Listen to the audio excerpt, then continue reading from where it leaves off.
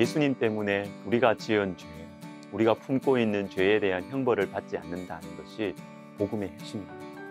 이 복음에 대한 감사와 감격을 유지하는 것이 신앙생활의 핵심입니다. 여러분, 십자가에 달리신 예수님을 묵상하는 것이 너무나 중요해요.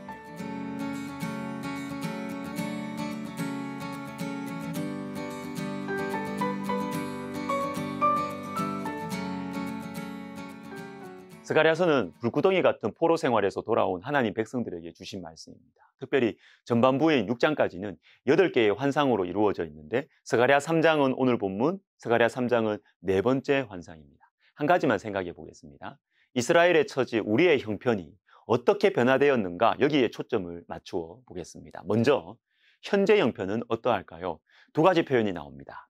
더러운 옷을 입은 대제사장 여호수아와 불에서 꺼낸 그슬린 나무입니다. 대제사장은 백성들의 대표자입니다. 근데 이 대표가 더러워요. 그러니까 다 더럽다는 거죠. 다 온 백성이 다 더럽다는 것이죠. 그리고 불에서 꺼낸 그슬린 나무라는 말씀은 불같은 포로 생활에서 돌아온 하나님 백성들의 현재 상태를 보여줍니다. 그슬린 나무, 능력 없어요. 모양도 망가졌어요. 쓸모도 없어요. 그러니까 사탄이 비난해도 당연한 상황인 것입니다.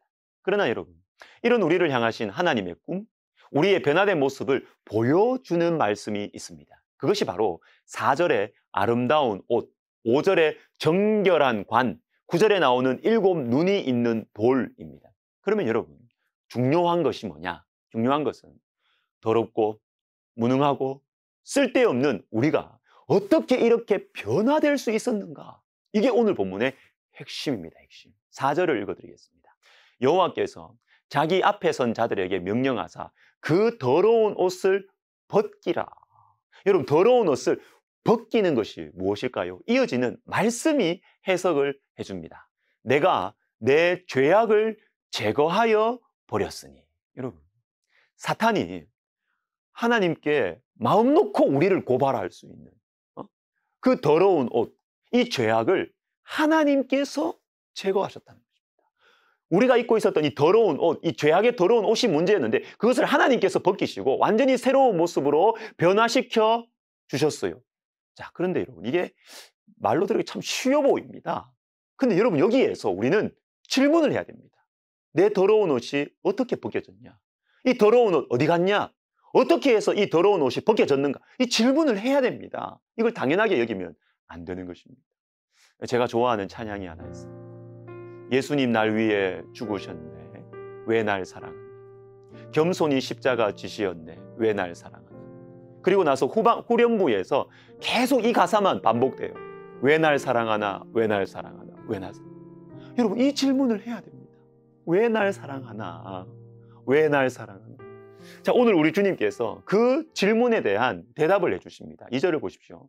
여호와께서 사탄에게 이르시되 예루살렘을 택한 여호와께서 너를 책망하노라. 여러분, 이 말씀이 중요합니다. 사탄이 우리를 책망합니다. 하나님, 저 인간들 보세요. 포로 생활에서 풀려와도 하나님의 매를 이전에 맞았어도 지금도 정신 못 차리잖아요. 몸만 돌아오고 마음은 안 돌아오고.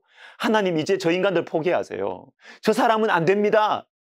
이렇게 말하는 사탄을 우리 하나님께서 도리어 책망하십니다. 그런데 여러분, 말씀은 하나님을, 이 사탄을 책망하는 이 하나님을 어떻게 소개하시느냐? 예루살렘을 택하신 여호와. 여기에 우리의 소망이 있습니다. 하나님께서 우리를 택하셨다는 것입니다. 우리가 잘나서가 아니고요. 하나님께서 택하셨다. 우리가 더러운 옷을 벗을 수 있는 다른 이유 없습니다. 하나님께서 택하셨기 때문입니다.